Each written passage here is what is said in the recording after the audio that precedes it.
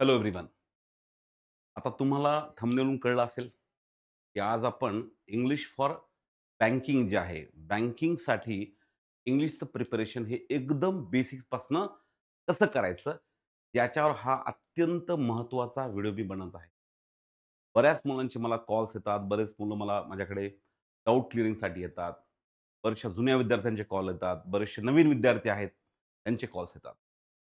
Almost सगळ्यांचा प्रश्न हाच आहे. म्हणजे जे एकदम फ्रेश स्टुडंट्स आहेत आणि ज्यांना बँकिंगचं प्रिपरेशन चालू करायचं किंवा असे विद्यार्थी आहेत, जे बऱ्याच वर्षापासून अभ्यास करतात. म्हणजे 1 वर्षापासून करतायत, 6 महिन्यापासून, 2 वर्षापासून. त्यांना पण रिस्टार्ट करायचंय इंग्लिशचं आणि इंग्लिशमध्ये चांगला स्कोर घ्यायचा आहे, प्री आणि मेन्स दोन्ही एक्झाममध्ये.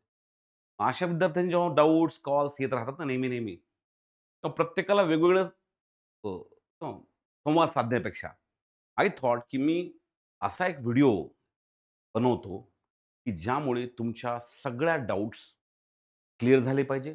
तुमचे सगळे प्रश्नांची उत्तरं तुम्हाला भेटली पाहिजे. यामुळे आपण हा व्हिडिओ बनवत आहोत.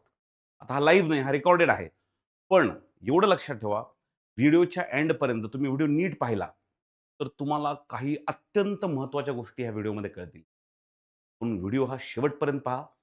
लाईक करायला विसरू नका, शेअर करायला विसरू नका आणि सर्वात महत्त्वाचं म्हणजे चॅनलला सबस्क्राईब करायला सुद्धा विसरू नका. क्लिअर? आता आपण सुरुवात करू, की इंग्लिशचं प्रिपरेशन एकदम बेसिक्सपासनं कसं चालू करायचं. आता बँकिंग एक्झामचं इंग्लिश आपण 10वी पर्यंत जे शिकलो ते इंग्लिश, एम-पी-एस-सीसाठी प्रिपेअर करण्यात येणारं इंग्लिश, सरळ सेवेसाठी जसं प्रिपेअर करतो ते इंग्लिश, याच्यामध्ये काही डिफरन्सेस आहेत.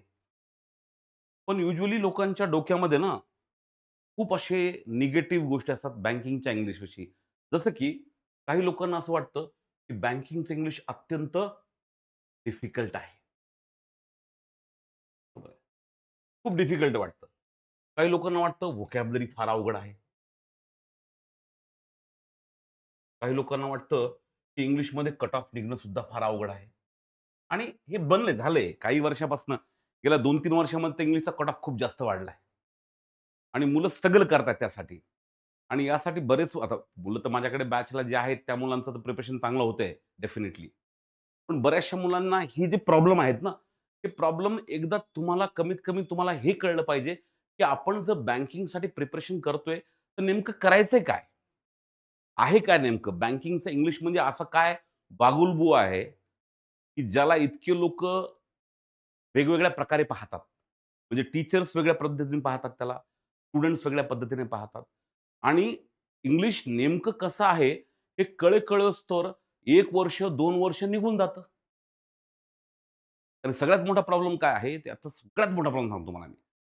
इंग्लिशच्या बँकिंगच्या पेपर जे असतात, बँकिंग एक्झाम जेव्हा होते, तर बँकिंग एक्झामचे पेपर हे बाहेर कधीच येत नाहीत.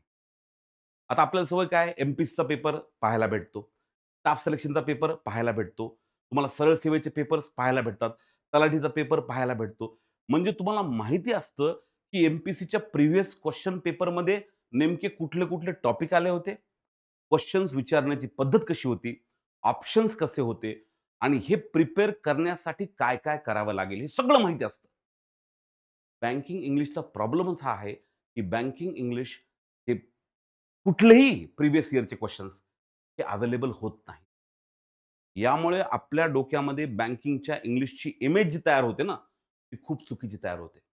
आजच्या सेशनमध्ये हे सगळे डाउट्स मी तुमचे क्लिअर करेल आणि तुम्हाला एक कंप्लीट क्लॅरिटी मिळेल. Total clarity.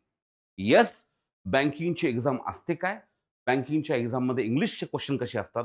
आणि बँकिंगच्या एक्झामच्या इंग्लिशसाठी बेसिकपासनं कसं प्रिपरेशनला सुरुवात करायची आणि चांगला जास्तीत जास्त स्कोर मिळवण्यासाठी काय-काय करायचं? हे पूर्ण डिटेलमध्ये ह्या लेक्चरमध्ये घेणार आहे मी. म्हणून हे लेक्चर सुरुवातीपासून ते शेवटपर्यंत व्यवस्थित कान देऊन ऐका आणि तुमचं माइंड ओपन ठेवा. तुम्हाला कुठले टीचर्स काय आधी बोलले असतील, कुठले विद्यार्थी तुम्हाला काय बोलले असतील, हे सगळं बाजूला ठेवा आणि एकदम ओपन माइंडने हा व्हिडिओ शेवटपर्यंत व्यवस्थित पहा. क्लिअर? आता इथून आपण सुरुवात करू. इंग्लिशचं बँकिंग, ठीक आहे. इंग्लिशचं बँकिंग सॉरी बँकिंगचं इंग्लिश. बँकिंगचं इंग्लिश जे आहे ना, हे बँकिंगचं इंग्लिश आपल्याला एक्झॅक्टली कसं असतं याबद्दल आयडिया फक्त तोच माणूस देऊ शकतो, ज्याला ह्या गोष्टीचा एक्सपिरियन्स आहे. आता माझं नाव प्रदीप पाटील. अल्मोस्ट सगळ्या विद्यार्थ्यांनी, जितके विद्यार्थी बँकिंग ॲस्पिरंट्स आहेत, जेवढ्या विद्यार्थ्यांनी आत्तापर्यंत बँकिंगच्या एक्झाम दिल्यात, गेल्या 10 ते 12 वर्षापासून, 12-13 वर्ष झाले सर आम्हाला. 13 वर्षापासून जितकेही विद्यार्थी प्रिपरेशन करतात बँकिंगच्या एक्झामचं किंवा कुठलाही नवीन विद्यार्थी जेव्हा बँकिंगचं प्रिपरेशन करायला सुरुवात करतो, त्या प्रत्येकाला माझं नाव हे ऑलमोस्ट माहिती असतं. त्यामुळे जर तुम्हाला माझ्याविषयी काही माहिती पाहिजे असेल, तर तुमच्या सीनियर्सला विचारा. इतर जे विद्यार्थी आहेत, जे बँकिंगचं प्रिपरेशन करतायत त्यांना विचारा. ते तुम्हाला सांगतील, की प्रदीप पाटील सर कुठलीही गोष्ट सांगताना पूर्ण लॉजिकली आणि विथ क्लॅरिटी सांगतात. म्हणून आजचा व्हिडिओ सुद्धा खूप जास्त क्लॅरिटी तुम्हाला देऊन जाईल. आता मी जास्त वेळ न घेता तुम्हाला व्यवस्थितपणे स्टेप बाय स्टेप सांगतो. ठीक आहे? Step by step. पण ते करण्याअगोदर एक छोटंसं मार्केटिंगचं कॅम्पेन करतो. आपली बँकिंग एक्झामसाठीची एकदम कंप्लीट बॅच जी आहे, अव्हेंजर्स बॅच 2.0 ही आपली 6 मे पासून चालू होते. 6 मे 2026 पासून आणि ती बॅच सकाळच्या वेळेस असेल. ऑफलाईन पण असणार आहे आणि ऑनलाईन पण असणार आहे. जे ऑफलाईनला स्टुडंट्स ॲडमिशन घेतील, त्या मुलांना रेकॉर्डेड बॅचचा ॲक्सेस पण असेल आणि त्यांना लाईव्हमध्ये पण बॅच ही ऑफलाईनमध्ये करता येईल. सोबत-सोबत ही बॅच ऑनलाईनमध्ये सुद्धा अवेलेबल असेल. ह्या बॅचसाठी मी स्वतः इंग्लिश शिकवणार आहे प्रदीप पाटील. सिद्धेश्वर कोंगे सर ॲग्रीकल्चर शिकवतात. जे मुलं ए-एफ-ओचं प्रिपरेशन करतायत ॲग्रीकल्चरसाठी स्पेसिफिकली, त्या मुलांसाठी कोंगे सर आहेत. लॉजिकल रीडिंगसाठी सध्या महाराष्ट्रामध्ये जे बँकिंग फील्डमध्ये खूप चांगलं नाव सध्या ज्यांचं आहे, ते म्हणजे एस-एम सर, शंकर सर ते पण आहेत. सोबत मॅथ मॅजिशियन म्हणून फेमस असलेले आमचे अमित पाटील सर हे क्वांट शिकवतील आणि पूर्ण भारतामध्ये ज्या माणसाचं नाव जी-एमध्ये हे सर्वात आदराने घेतलं जातं, ते म्हणजे आशिष गौतम सर. यांची ऑनलाईन बॅच ही सर्व विद्यार्थ्यांना जी-एसाठी मिळेल. कारण की जी-ए सब्जेक्ट हा फक्त आणि फक्त मेन्ससाठी असतो. जी-ए सब्जेक्टचा प्रीसोबत काहीही संबंध नाहीये. ठीक आहे. तर ही बॅच जी आहे, ही बॅच जर तुम्हाला पाहिजे असेल तर अल्फा कोचिंगचं ॲप आहे. अल्फा कोचिंग नावाचं आपलं ॲप आहे. ते तुम्ही डाउनलोड करू शकता. खाली डिस्क्रिप्शन बॉक्समध्ये लिंक दिली आहे. जर तुम्हाला आणखी काही क्वेरी पाहिजे असेल, त्याच्याविषयी माहिती पाहिजे असेल तर 8482828234 ह्या नंबरवर तुम्ही कॉल करू शकता. तुम्हाला पूर्ण माहिती मिळून जाईल. सोबत ही बॅच सकाळी 7:30 ते 12 पर्यंत असेल. ऑफलाईन आणि ऑनलाईन बॅच असणार आहे ही आणि बॅचची व्हॅलिडिटी ऑफलाईनची 8 मंथ्स आणि ऑनलाईनची 1 इयर असणार आहे. पण ऑफलाईनच्या विद्यार्थ्यांना ऑनलाईनचा ॲक्सेस हा मात्र 1 इयरसाठी मिळेल. आता मोड जे आहे ऑनलाईनचा 6,000 मध्ये आपली जनरल बँकिंग बॅच आहे. इंग्लिश, क्यूए, एल-आर आणि जी-ए आणि ए-एफ-ओ प्लस जनरल बँकिंग ही 8,000 फीस आहे. बरं. आता मेन म्हणजे ऑफलाईन जे आहे, ऑफलाईन बॅच जी आहे, त्याची फीस ही 20,000 आहे आणि फक्त 100 सीट्स आहेत. त्यामुळे तुम्ही अल्फा कोचिंगच्या ॲपवर जाऊन रजिस्टर करू शकता. त्या बॅचवर क्लिक करून आणि त्यात तुम्हाला काही सर्टन अमाउंट भरावी लागेल. मग तुम्हाला ऑफलाईनमध्ये ॲडमिशन मिळू शकतं. हे झाल्यानंतर आणखी एक महत्त्वाची गोष्ट, एलीट बॅच जी आहे 2.0 सध्या चालू असलेली, त्याच्यामध्ये अराउंड 20 टू 25 लेक्चर्स ऑलरेडी झालेत. ती बॅचमध्ये pre plus mains including test series आहे. पूर्ण टेस्ट सीरीज त्यामध्ये अवेलेबल आहे. कोर्स फी सध्या 3,000 आहे. पण सध्या डिस्काउंट ऑफर 2 दिवस असणार आहे आणि कुपन कोड आहे ELITE33 ELITE33 आणि तुम्हाला 1,000 चा फ्लॅट डिस्काउंट यावर मिळेल. पूर्ण बॅच तुम्हाला 2,000 मध्ये मिळेल, इन्क्लुडिंग टेस्ट सीरीज. आणि टेस्ट सीरीजचं स्पेशल सेपरेट बॅच जी असते, ती मी अशी आता बंद करणार आहे. आणि ती बॅच फक्त आणि फक्त जे कोर्समध्ये ॲडमिशन घेतले मुलांना, अशाच मुलांना मिळेल. ठीक आहे. त्यासोबत काही जुने विद्यार्थी आहेत. लगेच एलिट 3.0 ओपन बॅच येणार आहे आपली. ज्या विद्यार्थ्यांना अरिथमेटिकमध्ये प्रॉब्लेम आहे, अशा विद्यार्थ्यांनी बरीच डिमांड केली होती. अशा विद्यार्थ्यांसाठी अरिथमेटिकची स्पेशल बॅच चालू होणार आहे. त्याची व्हॅलिडिटी 8 मंथ्स आहे. 23 एप्रिलपासून बॅच चालू होते. लाईव्ह प्लस रेकॉर्डेड फॉर्मॅटमध्ये आहे आणि 2,000 ऐवजी 1,499 मध्ये तुम्हाला ही बॅच मिळून जाईल. तर अल्फा कोचिंग, आपलं अल्फा कोचिंग नावाचं ॲप जे आहे, ते डाउनलोड करून घ्या. डिस्क्रिप्शन बॉक्समध्ये त्याची लिंक दिलेली आहे आणि तिथून तुम्हाला पूर्ण इन्स्ट्रक्शन मिळतील. जर तुम्हाला काही प्रॉब्लेम असेल, तर आधी दिलेला जो नंबर आहे, त्याच्यावर तुम्ही कॉल करू शकता. सो एक्स्ट्रीमली सॉरी की मी थोडासा आमच्या बॅचेसच्या मार्केटिंगमध्ये एक 3 ते 4 मिनिट तुमचे घेतले. पण आता पुढे जे येणार आहे, that will be worth it. तुम्ही म्हणाल की "सर, तुम्ही जे आज गाईड केलं आम्हाला, that was worth this marketing time." ठीक आहे. तो तुमचा वेस्ट गेला म्हणा किंवा जो फायदा ठरला तो म्हणा. ठीक आहे. चला, आता हे जे स्टेप बाय स्टेप गाईड आहे आज to preparing English for banking exams. हे फक्त बिगिनर्स नाही, तर जे एक्सपिरियन्स स्टुडंट्स आहेत, जे गेल्या 2-3 वर्षापासून प्रिपरेशन करतायत, पण त्यांना आणखी यश नाही भेटलं. ज्यांना इंग्लिशमध्ये कट ऑफचा प्रॉब्लेम येतो किंवा चांगला स्कोर येत नाही, प्रीमध्ये येत नाही किंवा मेन्समध्ये येत नाही. अशा सगळ्या विद्यार्थ्यांसाठी this video is going to be very, very important. आता बघा, सर्वात पहिली गोष्ट, सर्वात पहिल्यांदा मी सुरुवात करेल कुठून, की बाबांनो, इंग्लिश जे म्हणतो आपण बँकिंगचं, बँकिंग एक्झामचं इंग्लिश, ठीक आहे. ते बाकीच्या एक्झामपासून वेगळं कसं आहे? शेवटी सगळे जेवढेही क्वेशन्स आहेत, जेवढी क्वेशन एक्झाममध्ये येतात, कुठल्याही एक्झाममध्ये जिथे-जिथे इंग्लिश आहे, जिथे-जिथे इंग्लिश आहे, कुठली एक्झाम घ्या मग तुम्ही इंग्लिश ज्या-ज्या एक्झाम्समध्ये आहे, बघा माझं सवय कशी माहिती आहे का? मी असं एकदम बेसिक पासून सांगतो काही गोष्टी. तर त्याशिवाय क्लॅरिटी येत नाही मुलांना.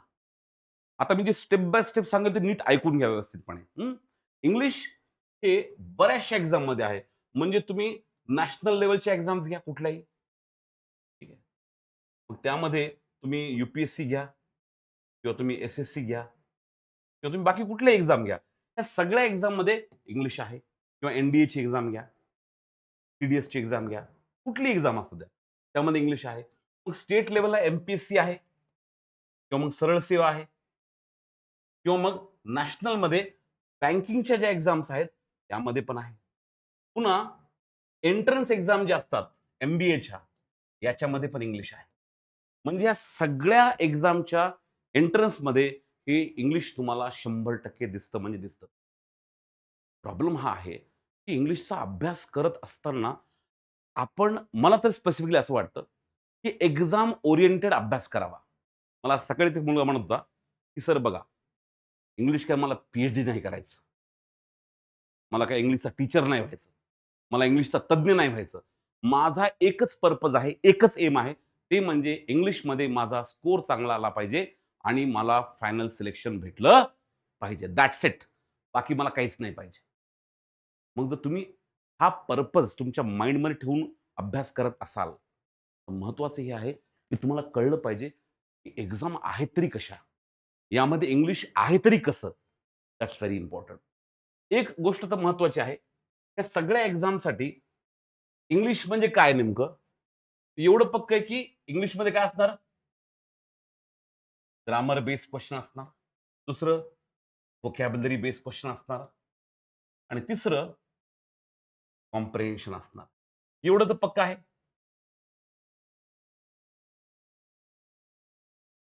सगळ्या एक्झाममध्ये एक गोष्ट तर पक्की आहे, ग्रामर असणार, व्होकॅब असणार आणि कॉम्प्रिहेन्शन असणार. एवढं तर पक्कं आहे. पण प्रश्न विचारण्याची पद्धत सुद्धा ही वेगवेगळ्या एक्झाम्समध्ये थोडीशी बदलते.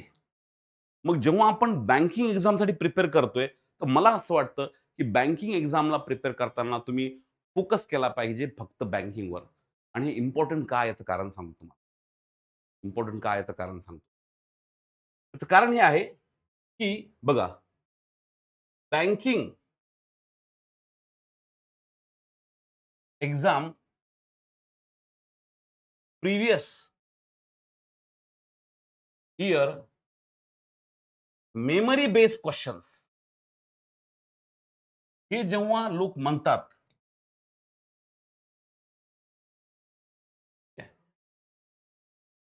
हं, आणि याच्यावर आधारित तुम्ही इंग्लिश करता, एक लक्षात घ्या, बँकिंग एक्झामचे previous year memory based questions हे ॲक्चुअलमध्ये कधीही नसतात. बिलकुल नाही. कधीच नसतात. No memory based questions. एक्झाममधले कुठलेही क्वेश्चन्स बाहेर येत नाहीत. मग नेमके क्वेश्चन असतात कसे, हे कळण्यासाठी तुम्हाला एखाद्या एक्सपिरियन्स टीचरवर डिपेंड राहावं लागेल. याचं पुढे हळू स्टेप बाय स्टेप तुम्हाला कारण सांगतो मी. Don't worry about that. फक्त तुम्ही लक्ष द्या माझ्याकडे. हं. इकडे बघा आता. पहिल्यांदा सगळ्यात महत्त्वाची गोष्ट लक्षात घ्या. जर तुम्हाला हे शिकायचं असेल, की मला इंग्लिशचा अभ्यास कसा करायचा, तर भाई पहिल्यांदा तुम्हाला हे तर माहीत पाहिजे, की एक्झाममध्ये क्वेश्चन कसे असतात. एक्झाममध्ये क्वेश्चन कसे असतात हे माहीत न करता जर तुम्ही बँकिंगच्या इंग्लिशच्या एक प्रिपरेशन करायला सुरुवात केली, तर मग तुम्ही अंधारात चाचपडताय. पूर्ण अंधार आहे. तुमच्याकडे दिवा पण नाहीये. नुसते चाचपडताय. अरे पण एक्झाम आहे कशी? फॉर एक्झाम्पल आता बघा, प्री आणि मेन्स असे 2 घटक आहेत बँकिंगमध्ये, बरोबर आहे? प्रीमध्ये पण इंग्लिश आहे, मेन्समध्ये पण इंग्लिश आहे. प्रीमध्ये फिल इन द ब्लँक्स आहेत. म्हणजे single fillers, double fillers, cloze test with 5 and 10 fillers, 10 Naveen types of fillers. प्रश्न विचारण्याची पद्धत सुद्धा मेन्समध्ये बदलते, मेन्स एक्झाममध्ये. हे मुद्दाम मी तुम्हाला प्री आणि मेन्स दोन्हीमध्ये क्वेश्चन कसे येतात हे सांगायचा प्रयत्न करतोय. जसं की प्रीमध्ये एकदम बेसिक टाइप असतो क्वेश्चनचा, मेन्समध्ये बदलतो. वर्डचा यूज कसा आहे, ती वर्डचं एक्सचेंज कसं करायचं, वर्डची रिप्लेसमेंट कशी करायची, अप्रोप्रिएट, इनअप्रोप्रिएट वर्ड यूज कसा आहे, रॉंगली स्पेल्ड वर्ड जे फक्त प्रीमध्ये येतं. तर असे पण क्वेश्चन एक्झाममध्ये येतात. कॉन्टेक्स्चुअल वर्ड युसेज येतो. सिनॉनिम्स आणि अँटोनिम्स कशावर बेस्ड? आरसी पॅसेजवर. इडियम्स अँड फ्रेजेस कशावर बेस्ड? सेंटेन्सवर बेस्ड. याचे पुन्हा 4 टाइप्स, 5 टाइप्स, 6 टाइप्स, 8, 10, 12, 15 टाइप्स असतात.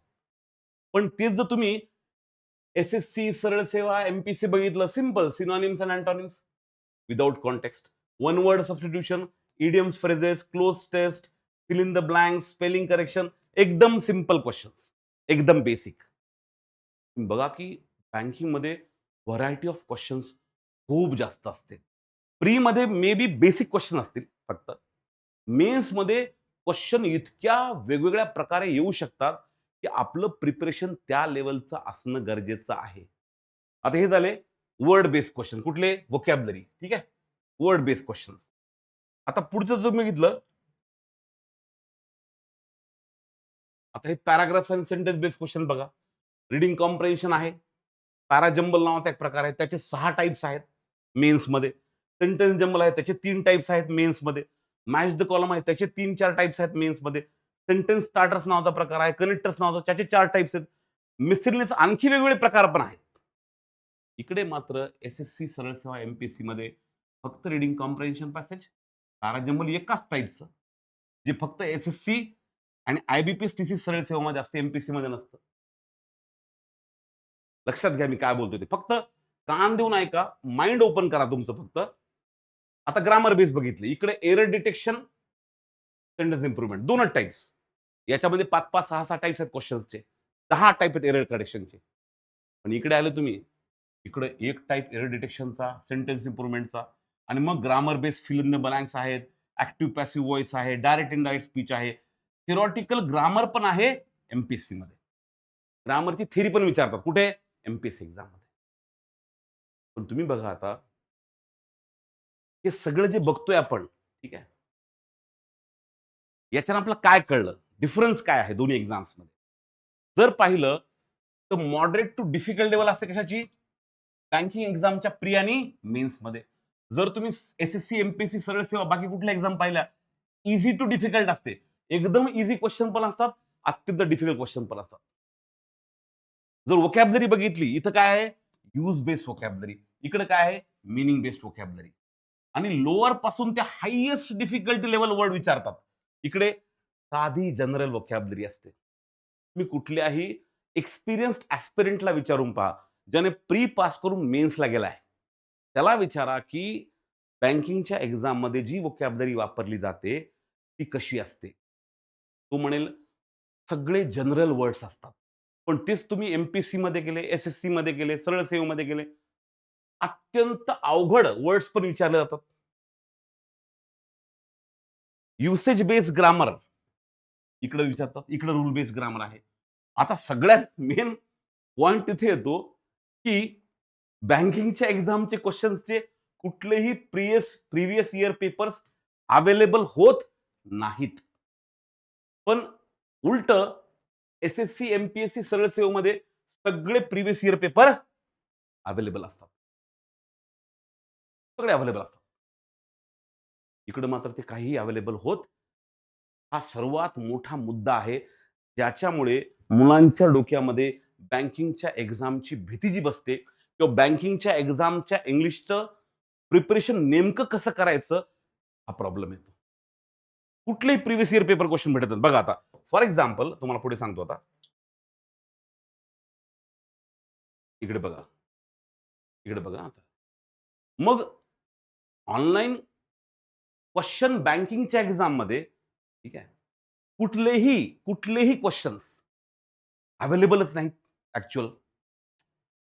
बघा, ठीक आहे, ढोबळमान म्हणतो हां, सेंटेन्स करेक्शन क्वेश्चन विचारतात बँकिंगमध्ये, आर-सी विचारतात, पॅराजंबल विचारतात, क्लोज टेस्ट विचारतात. हे बोलणं वेगळं. पण ॲक्चुअल क्वेश्चन कसा बनतो, त्याचे ऑप्शन कसे असतात, प्रश्न विचारण्यासाठी नेमकं काय केलं जातं, त्यातली व्होकॅब्युलरी कशी असते, हे माहीत होत नाही. कारण की एकही पेपर बँकिंगच्या एक्झामचा बाहेर येत नाही. आणि जर कुणी तुम्हाला म्हणत असेल, की हा प्रिव्हियस इयरचा क्वेश्चन पेपर आहे, तर तो तुम्हाला अत्यंत मूर्खात काढतोय. हे मी स्पष्ट बोलतो. कुठल्याही विद्यार्थ्याला तुमचं लॉजिक वापरा ना थोडं रे. आता बघा, no authentic sources to base the questions on. आता सगळ्या लोकांना माहिती आहे, ऑनलाईन प्लॅटफॉर्म्स बघतात लोकं. अड्डाच्या टेस्ट बघतात, ऑलिव्ह बोर्डच्या टेस्ट बघतात, प्रॅक्टिस मॉकच्या टेस्ट बघतात, गाईडलीच्या टेस्ट बघतात. ह्या टेस्टमध्ये ते बघतात क्वेश्चन कसे आहेत इंग्लिशचे आणि त्याच्यावर आधारित ते डिसाईड करतात, की बँकिंगच्या ॲक्चुअल एक्झाममध्ये प्रश्न कसे असतील. पण मला एक सांगा, ह्या प्लॅटफॉर्मवर असलेले प्रश्न हे खरोखरच बँकिंगच्या ॲक्चुअल एक्झामच्या क्वेश्चनला सिमिलर आहेत का, हे तुम्ही कुठून सांगणार रे? आज सकाळी कालच मला एका विद्यार्थी मला म्हणला, की "सर मग ते मेमरी बेस करतात ना?" म्हणलं, "बाळा मला एक सांग" म्हणलं, 20 मिनिटचा टाईम, 20 मिनिट्सचा टाईम असतो 30 क्वेश्चनला इंग्लिशच्या. 20 मिनिटामध्ये इंग्लिशचे 30 क्वेश्चन्स पाठ करून तो बाहेर कसा निघू शकतो रे? बँकिंगच्या एक्झामचा पेपर हा कधीही बाहेर येत नाही, एवढं तर फिक्स आहे. हे सगळ्याला माहिती आहे. मग 20 मिनिटामध्ये मेमरी बेस कुठून आणणार आहेत? हे फॉल्स आहे. हे मार्केटिंग पर्पजसाठी आहे. There are no memory based questions. कमीत कमी क्वांटमध्ये तुम्ही प्रश्न लिहून आणू शकता. इंग्लिशमध्ये तुम्ही आर-सी पॅसेज कसा लिहिणार रे? पॅराजंबल कसा लिहिणार तुम्ही? Is it possible? नो. मग जेव्हा मेमरी बेस्ड क्वेश्चन म्हणतात, फॉर एक्झाम्पल मी स्वतः क्वेश्चन लिहून आणलेत काही. मी जेव्हा एक्झाम दिल्यात, तेव्हा मी काही क्वेश्चन लिहून आणलेत. पण मी सांगतो की हा मी क्वेश्चन लिहून आणलाय. आणि हे जे प्लॅटफॉर्म्सवर क्वेश्चन बनवतात, हे क्वेश्चन काही त्यांना आय-बी-पी-एसनं दिले नसतात, की आय-बी-पी-एस असे क्वेश्चन आणून देते. घ्या अड्डावाले, ऑलिव्ह बोर्डवाले, प्रॅक्टिस मॉकवाले, गाईडवाले, हे क्वेश्चन आम्ही घेतो एक्झाममध्ये. तुम्ही याच्यावर आधारित प्रश्न बनवा. असं होत नाही ना. आणि ते काय होतं, मग ते प्रश्न बनवतो कोण? अनट्रेन्ड स्टाफ आणि ChatGPT. डायरेक्ट बिनधास्त टाकून क्वेश्चन तयार करतात. ह्यानं काय होतं, यानं सगळ्यात मोठा प्रॉब्लेम काय सांगतो मला. जेव्हा ॲक्चुअल एक्झामच्या क्वेश्चनसारखे क्वेश्चन्स तुम्हाला सॉल्व्ह करायला दिले जातात, तेव्हा तुम्हाला कळतं की एक्झॅक्टली व्हेअर आय स्टँड, मी कुठे स्टँड करतो, तुम्हाला कळतं.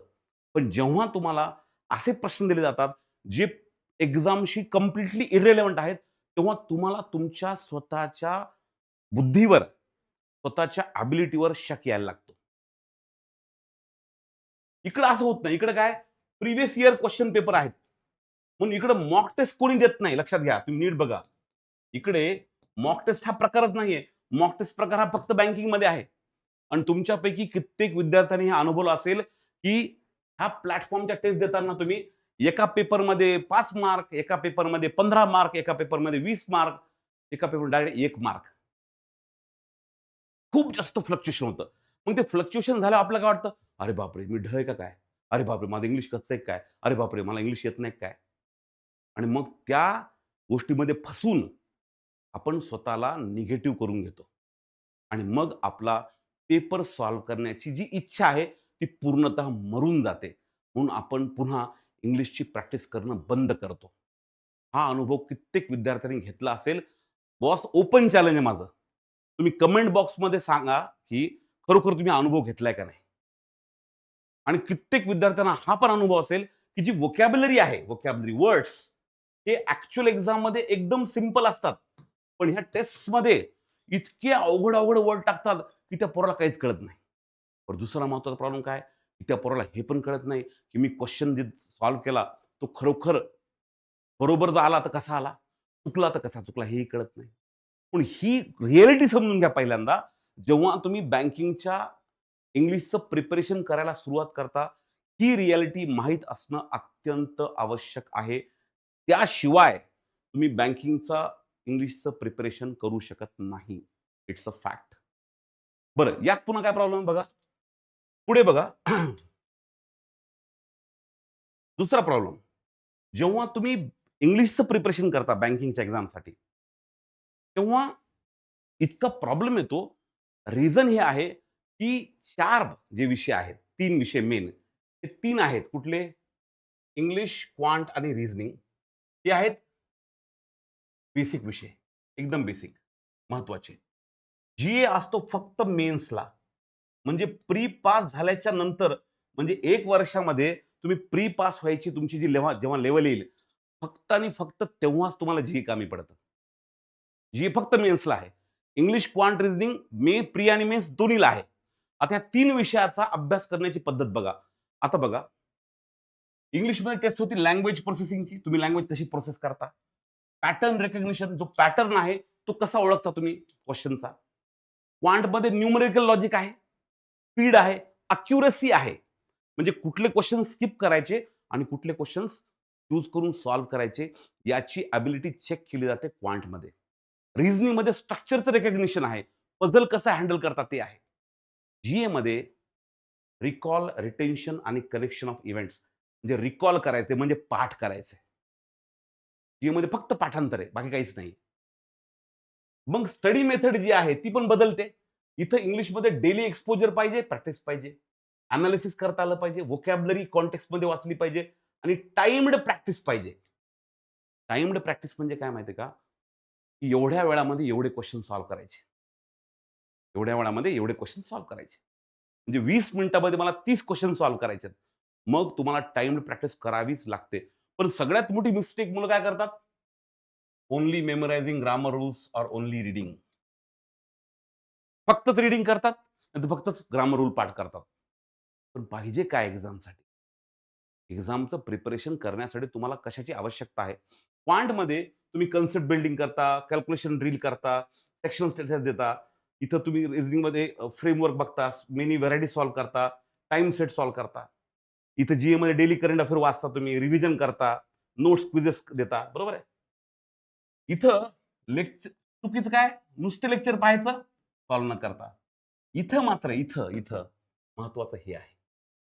लक्षात घ्या, तुम्हाला जर इंग्लिशचं बेसिकपासून प्रिपरेशन करायचं असेल, तर ह्या गोष्टी माहिती पाहिजे. इंग्लिशसाठी वेगळ्या पद्धतीने अभ्यास करावा लागतो. क्वांटसाठी वेगळ्या पद्धतीने, रिझनिंगसाठी वेगळ्या पद्धतीने आणि जीएसाठी वेगळ्या पद्धतीने. मूळ प्रॉब्लेम हाच होतो, की जेव्हा मुलं क्वांटचं प्रॅक्टिस करायला सुरुवात करतात, क्वांटची प्रॅक्टिसला सुरुवात केली, की सेम अपेक्षा ते इंग्लिशकडनं पण ठेवतात.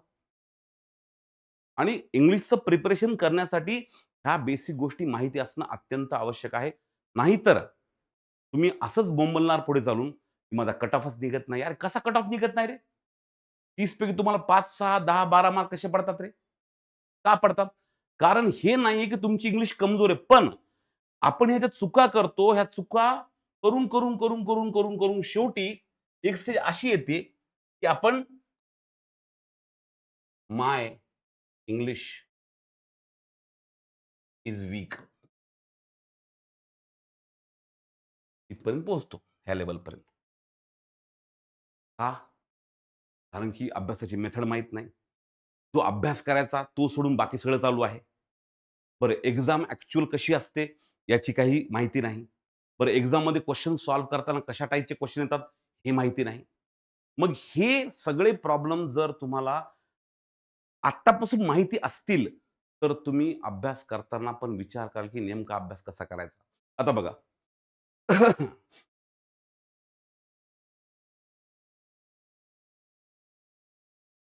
कसा करायचा मग अभ्यास? इकडे बघा आता. पहिल्यांदा तुम्हाला माहीत पाहिजे क्वेशन्स कसे आहेत.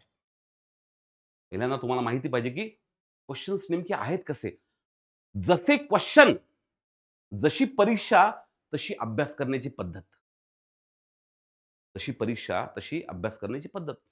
क्वेश्चन कसे आहेत हे जर माहिती असेल, तर तुम्हाला कळेल की हां, मी जो अभ्यास करतोय, तो खरोखर त्या क्वेश्चन्सला अप्लाय मला एक्झाममध्ये क्वेश्चन सॉल्व्ह करताना हे अप्लाय करता येईल का? दुसरा मोठा प्रॉब्लेम, एक्झाम जर ऑनलाईन आहे, तर प्रॅक्टिस पण ऑनलाईन पाहिजे. किती सिंपल साधी गोष्ट आहे. तुम्ही ते देता सोडून तुम्हाला कोणतं सांगतं, रीडिंग करत बसा. 3 घंटे रीडिंग करा, 4 घंटे रीडिंग करा. अरे एक्झाममध्ये पहिला प्रॉब्लेम काय? तुम्हाला कुणी हे म्हटलं ना, तुमची अंडरस्टँडिंग इम्प्रूव्ह केली पाहिजे. अरे बाबा मला ऑलरेडी अंडरस्टँडिंग आहे. मला गरज आहे प्रॅक्टिसची. Nobody cares. एक्झाम जर ऑनलाईन आहे, तर प्रॅक्टिस पण ऑनलाईन पाहिजे. ते सोडता तुम्ही पी-डी-एफमधनं प्रॅक्टिस करता. कुठलंतरी पुस्तक उघडून बसायचं, 4-4 तास लावायचे त्यामध्ये. रीडिंग जे असतं, ही कॉम्प्लिमेंटरी एक्सरसाइज आहे रे बाबा, बाळांनो. कॉम्प्लिमेंटरी म्हणजे ती फक्त सपोर्ट करू शकते. पण it is not the only exercise. मी असं बिलकुल म्हणत नाही, की तुम्ही रीडिंग करू नका. मी म्हणतो रीडिंग करा, पण टार्गेटेड रीडिंग करा.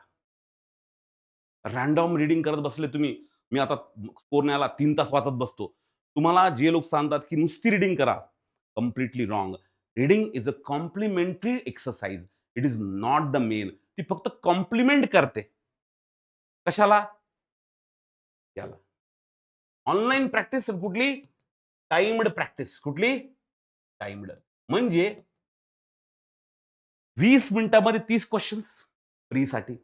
40 मिनिटामध्ये 40 क्वेशन्स मेन्ससाठी. हे तुम्हाला रोजच्या रोज प्रॅक्टिस करावीच लागेल. पण हे सगळं करण्याच्या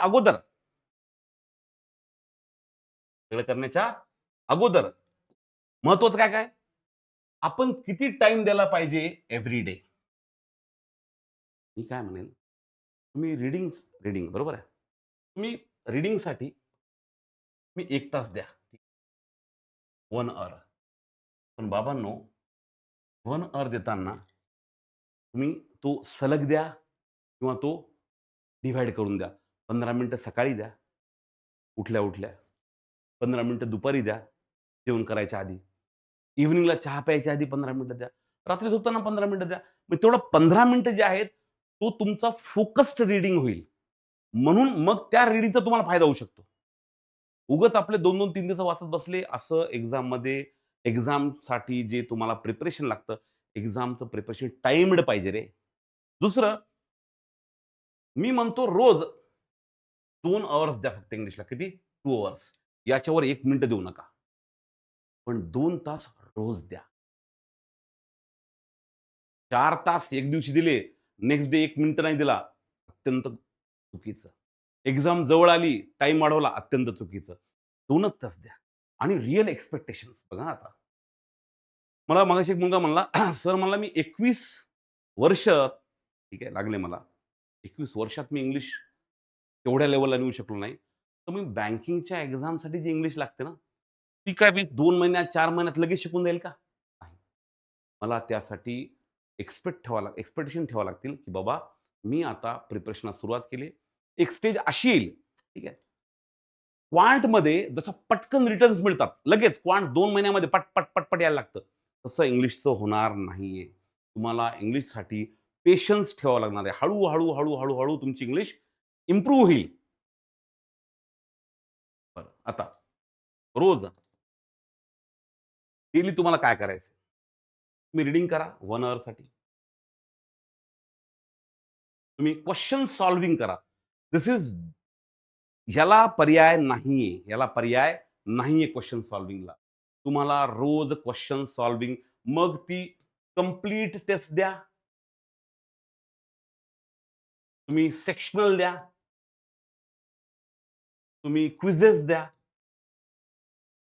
पण तुम्हाला रोजच्या रोज प्रॅक्टिस करणं आवश्यक आहे आणि त्याचं रोजच्या रोज एनालिसिस आवश्यक आहे. रोज, डेली. रोज रीडिंग 1 अवर, क्वेशन सॉल्व्हिंग ही केली बरं तुम्ही मला नाही सर मी आता बेसिकपासून सुरुवात करतोय. मी कशी क्वेशन सॉल्व्हिंग करू? गलत. तुम्ही जेव्हा कुठलाही क्लास लावता एखादा इंग्लिशसाठी, तर ग्रामर तर तुम्हाला बेसिकपासून शिकवावं लागणार आहे. ठीक आहे. त्याची अंडरस्टँडिंग डेव्हलप करावं लागेल तुम्हाला ग्रामरची. मग तेव्हा तुमची रोजच्या रोज प्रॅक्टिस ही क्लासमध्ये झाली पाहिजे किंवा क्लासकडून झाली पाहिजे. प्रॅक्टिसला पर्याय नाही. डे 1 पासून प्रॅक्टिस पाहिजे. माझे विद्यार्थी की का एवढा स्कोर आणतात? तुम्हाला दाखवतो मी. साधं उदाहरण दाखवतो. एवढा स्कोर का आणतात? त्याचं कारण सांगतो तुम्हाला मी. इकडे बघा.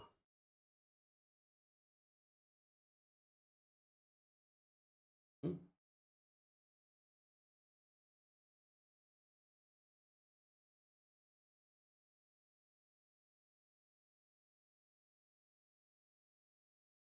हे इकडे बघा.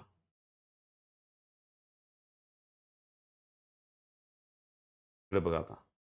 हा विद्यार्थी होता. हं. याचा इंग्लिशला त्याचे 1-2 मार्क त्याचे 1-2 मार्क यायचे. हं.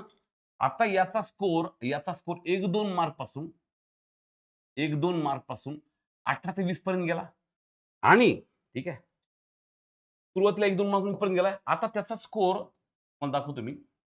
आय-बी-पी-एस क्लर्क झाला, एस-बी-आय असिस्टंट झाला, आर-आर-बी क्लर्क सगळं झालं त्याचं. ठीक आहे. त्याचा स्कोर हा 27 हा बघा गितेश 27.25 प्रीमध्ये सॉरी मेन्समध्ये 27.25 आउट ऑफ 40 मेन्समध्ये 10.25 चा कट ऑफ असताना 27.25 किती 27.25 एवढा स्कोर आला त्याचा आउट ऑफ 40. मग हा मराठी शाळेतला विद्यार्थी रे मराठी शाळेतला कुठला मराठी शाळेतला विद्यार्थी आहे हा याचं म्हणणं काय होतं सर तो म्हणतो sir thank you I scored 27 किती किती पडले त्याला 27.25 पडले आर-आर-बीच्या मेन्सच्या एक्झाम मध्ये 32.5 पडले आर-आर-बी ओएच्या मेन एक्झाम मध्ये किती 27.25 आणि 32.2 इंग्लिशमध्ये आणि मराठी शाळेतला साधा सुद्धा विद्यार्थी बरं आता तुझं specially practical grammar practical grammar उल्लेख केला मुद्दा म्हणून तर हेच तुम्ही लक्षात घ्या it is possible to get good marks in English इंग्लिशमध्ये चांगले मार्क्स घेणं हे अत्यंत सहज पॉसिबल आहे पण मग तुम्हाला क्वेश्चन सॉल्व्हिंग प्रॉपर करावं लागेल तुम्हाला रीडिंग जे आहे 1 तास ती करणे पण क्वेश्चन सॉल्व्हिंग सगळ्यात इम्पॉर्टंट गोष्ट आहे तुमची प्रॅक्टिस रोज झाली पाहिजे तुम्ही मग बिगिनर असा ठीक आहे किंवा तुम्ही 6 महिन्यापासून अभ्यास करताय, 1 वर्षापासून करताय, 2 वर्षापासून करताय, व्हॉटएव्हर. आणि जर तुम्हाला खरंच वाटलं की नाही पाटील सरांना मी एकदा बोलतोच होता. मी फार इन्फेमस आहे. की मी खूप रागवतो, रागाने बोलतो, चिडतो वगैरे. बट एखादा विद्यार्थी जेव्हा माझ्याकडे काउन्सिलिंगला येतो ना, I always treat him gently. त्याला बोलताना खूप जेंटली बोलतो मी. त्याचा प्रॉब्लेम समजून घेतो. फक्त काय करतो की मी त्याला स्वतःला ओळखायला लावतो की येस प्रॉब्लेम काय आहे? ठीक आहे. माझा नंबर तुम्ही लिहून घ्या 9850977444. तुम्ही मला कॉन्टॅक्ट करू शकता ह्या नंबरवर. तुम्ही फोन येऊन गेल्यानंतर मी कॉल बॅक करेल पुन्हा, ठीक आहे. व्होकॅब्युलरी जी करायची आहे, ती मात्र तुम्हाला रीडिंगमधनंच डेव्हलप करायची आहे. सेपरेट वर्ड्स पाठ करायची काहीही गरज नाहीये. क्वेशन सॉल्व्हिंग मधूनच तुमची व्होकॅब डेव्हलप होईल. या सगळ्यासाठी क्वेशन सॉल्व्हिंग आणि एनालिसिस लागतं. डे 1 पासून प्रॅक्टिस करणे हा एकमेव मार्ग आहे. अशाच प्रकारचे आणखी काही व्हिडिओज आपण पुढेही घेत राहू. Thanks a lot everyone. खूप छान वाटलं तुम्हाला बोलून. काही प्रॉब्लेम असेल please do contact me on my number. तुम्ही स्क्रीनशॉट काढून घेऊ शकता. Will meet again in the next session. Thanks a lot. Take care of yourself and all the best.